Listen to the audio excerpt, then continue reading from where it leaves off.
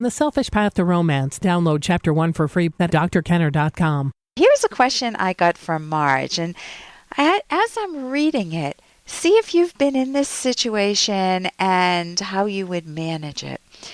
Dear Dr. Kenner, what should I do about this guy I met last summer? I met him last summer and had one of those moments that many of us had had. I got carried away in the moment. After we hooked up, he told me he was creeped out by me and that I was a stage 5 clinger. Now, I'm breaking out of the email for a minute. I had to look that up. A stage 5 clinger came from the Wedding Crasher, and it's someone who's overattached, who is on the rebound, or somebody who's very fragile, and you get the idea. So continuing with Marge's email. No contact for a year with him, and now I get a text from him wanting to meet me in person to apologize. I responded to his text, and I called him some mean names. I was not sweet and flirty. I acted like I wasn't interested in him. Could he have been thinking about me this whole year? A week has gone by, and honestly, I have the urge to contact him, to see him and get my closure. Would it be a bad idea for me to contact him first? Thanks, Marge. Marge, I am really hearing mixed messages in your question to me, because on one hand, I hear that you're angry with him. He called you this name. You don't want anything to do with him. You're done. You're also embarrassed. It was one of those nights you hooked up with him and he's out of your life. On the other hand, there's like this huge curiosity piece saying, ooh, has he been thinking about me for the past year? Does he still like me? Maybe I need to see him to get my closure. And of course, he wants to see you to apologize. And sometimes those are called big fat lies to ourselves, because it could be that you both just maybe you're lonely, or you want to hook up again, or you want to explore what went on. But chances are that doesn't sound like the foundation for a great relationship. So would it be a bad idea for me to contact him first? It would absolutely be a bad idea, Marge, for you to contact him without understanding yourself a little bit deeper. So you want to be honest with yourself. What do you hope to gain from meeting with him? If you hope to gain looking at him in the face and saying, it's over, it was over day one. I don't appreciate someone who calls me a clinger when I just met you, and if you've already done that. You texted him, so I'm not fully convinced that you want to do it to meet with him solely to get closure, because closure can be gotten in many ways, and one of them in a situation like this is just not seeing him anymore, just having nothing more to do with him. So you want to know more about yourself first. What is it that is suddenly making him a little more interesting to you? What is it you know about yourself? Have you been dating? And these are not questions for me, obviously. They're introspective questions to ask yourself. Am I interested? Is there anyone else in my life? Am I feeling a little bit lonely now? Has it been a while since I've had any intimacy and I just would like to be in the arms of somebody, even though he might not be the best person for me, or I know very little about him? So first... Hey, I got to interrupt this because we've got to pay some bills. 30 seconds, that's it. A very quick ad, and then Alan will be back. Romance. I wish I knew more about what girls want from a relationship.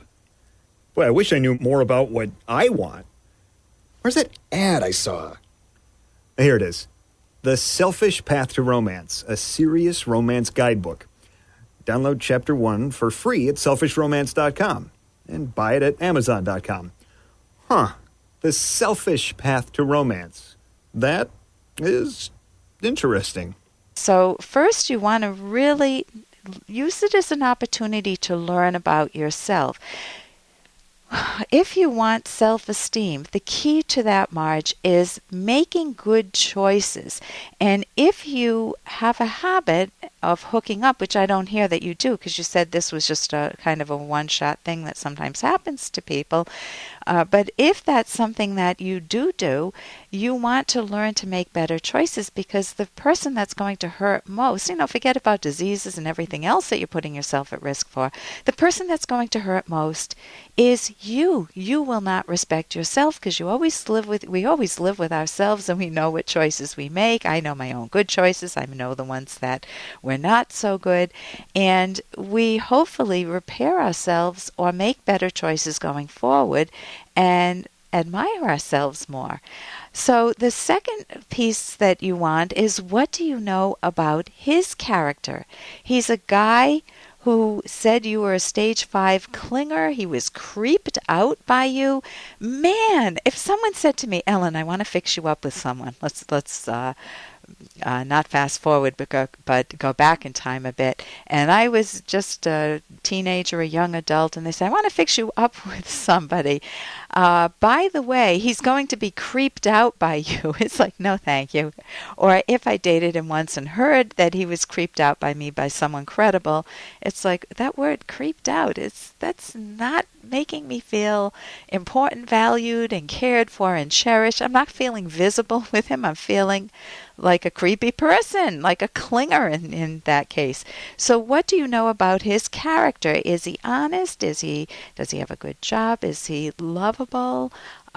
Is he attentive, or do you know nothing about him? Was he just a random person you met at a party, hooked up, or he's a friend of a friend of a friend, and you hooked up, but you haven't done any investigative work?